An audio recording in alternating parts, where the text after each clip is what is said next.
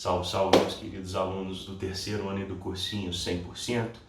Bom, seguimos de quarentena, isso é importante de lembrar, vamos todos fazer a nossa parte. Porém, como o fantástico mundo da física não pode parar, eu preparei para vocês uma listinha topzera na balada que já se encontra disponível no aplicativo CAF. Dá um confere lá. Quero aproveitar esse momento também para fazer um breve resumo do que trabalhamos até agora, basicamente o movimento uniforme e algumas dicas acerca de alguns exercícios que eu coloquei lá para vocês. Bom, vamos lá. Movimento uniforme, o que é importante de lembrar? A equação da velocidade média, V igual a ΔS sobre ΔT, uma vez que o velocímetro não vai mudar, essa equação sempre cabe em todos os movimentos uniformes, beleza? E ao desmembrá-la, nós chegamos no fantástico mundo do S igual a S0 mais VT, que é a equação horária do espaço para o movimento uniforme. Tem um exercício lá muito interessante na lista, que os móveis não partem ao mesmo tempo. Então você tem que tomar esse cuidado na hora de montar as equações horárias, beleza? Fica essa dica para vocês aí. Outro conceito muito importante do movimento uniforme é o conceito de velocidade relativa. Haja vista que se você trabalhar com a velocidade relativa de um móvel em relação ao outro, você evita ter que ficar montando as duas equações horárias. E somente com V igual a ΔS sobre ΔT você já é capaz de responder, tá? Muitas das perguntas que são feitas lá. Então fique esperto sobre isso também. Outro movimento uniforme muito queridinho do Enem é o circular, tá? O movimento circular uniforme, que nós temos aquela vasta aplicação em acoplamentos de polias e engrenagens. Trabalhamos bastante isso para vocês. Bom, vamos lá. Resumidamente, o movimento circular uniforme, você tem a velocidade linear, cujo vetor está sempre tangente à trajetória, e a velocidade angular, que é o quanto de ângulo que você está rodando num determinado tempo. E essas duas velocidades se relacionam pela principal equação do movimento circular uniforme, que diz que V é igual a ômega vezes o raio. Tá? Lembrando que o ângulo é sempre medido em radianos, então fiquem espertos com isso também. Outro conceito muito importante no movimento circular é o de frequência e período. A frequência seria o número de voltas que está sendo executado num determinado tempo. E se esse número de voltas for exatamente 1, esse tempo será chamado de período. Por isso que nós temos a fórmula que F é igual a 1 sobre T.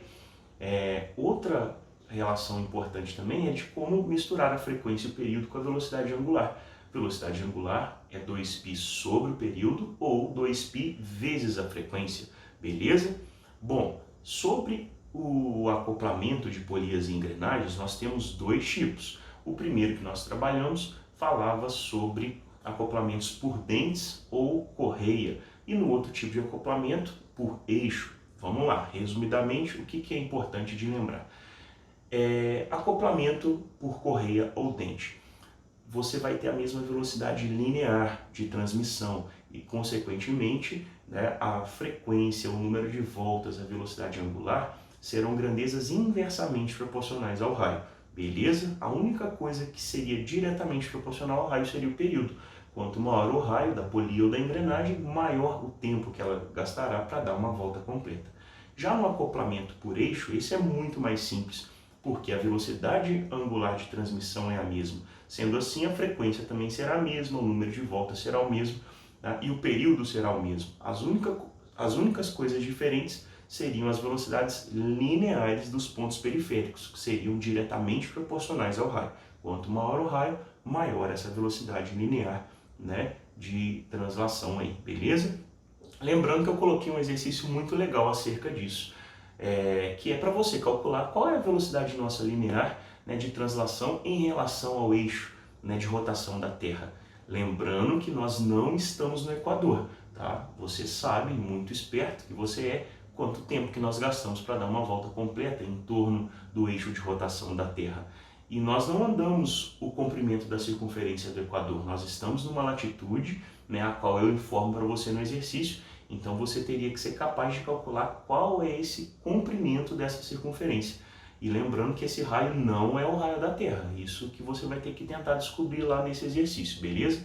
Mas aqui fica uma dica, esse raio está relacionado ou com o seno da nossa latitude aqui, ou com o cosseno do ângulo da nossa latitude. Então eu vou deixar essa perguntinha para vocês aí por enquanto. Na semana que vem eu mando o gabarito para vocês, beleza, meus queridos? Abraços físicos, show corona e vamos que vamos.